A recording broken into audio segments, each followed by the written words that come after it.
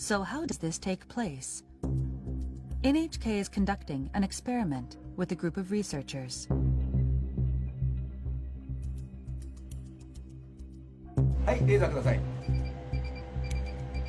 The team will track particles in the air using laser beams and a high-sensitivity camera. This technology allows us to detect droplets as small as 0.1 micrometers wide. The experiment starts. First, sneezing.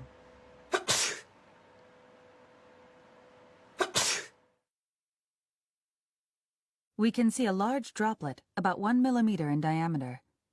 It quickly falls. But let's look through the high-sensitivity camera.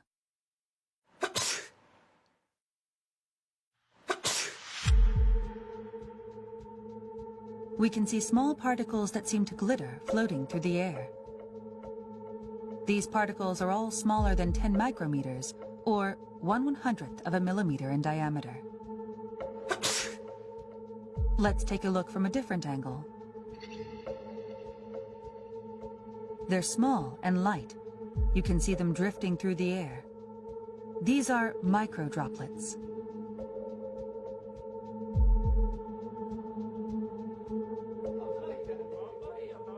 We're learning that sneezing isn't the only source of these droplets.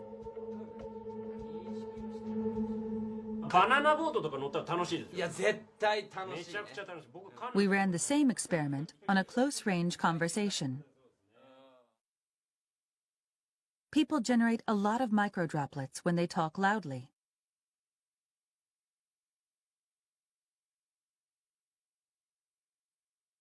The droplets between these two stay where they are. They don't drift away.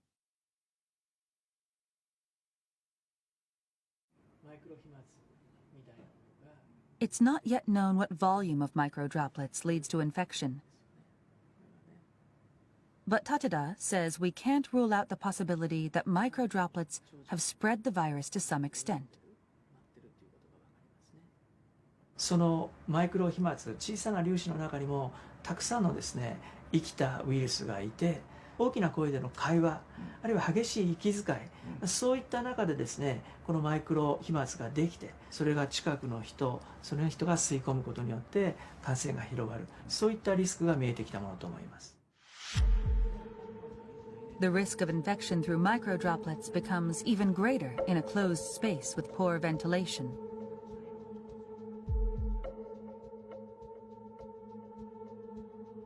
This lab is simulating the movement of microdroplets in an airtight room.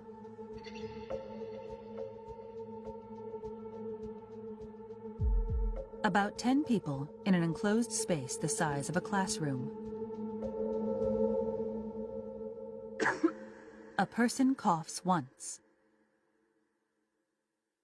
and spreads about 100,000 droplets.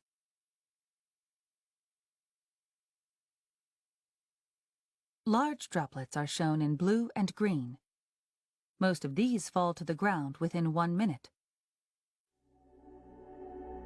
But the microdroplets, shown in red, continue to drift.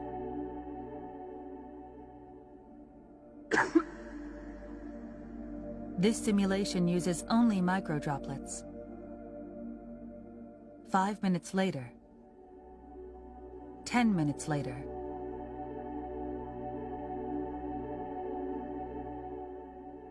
20 minutes later, the microdroplets are still floating in place. 空気がよどんでいると、つまり空気の流れがないということで、マイクロ飛沫そのものは、落ちたり、違う場所に動くことができませんので、長時間その場所にとどまるっていうことになります。But there is a way to prevent this stagnation of microdroplets. Opening windows and increasing air circulation is believed to be effective.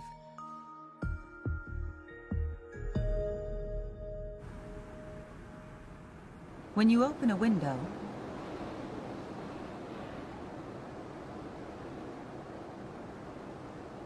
micro droplets are quickly swept away.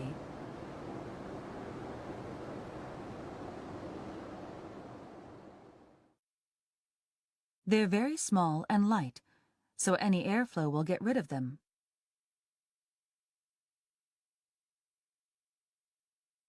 できればですね、2箇所開けて風の流れを作ってあげるということが大事。それが1時間に1回でもいいから、そういうようなことをやることによって感染のリスクっていうのはかなり下げることができるようになるんじゃないかなというふうに思います。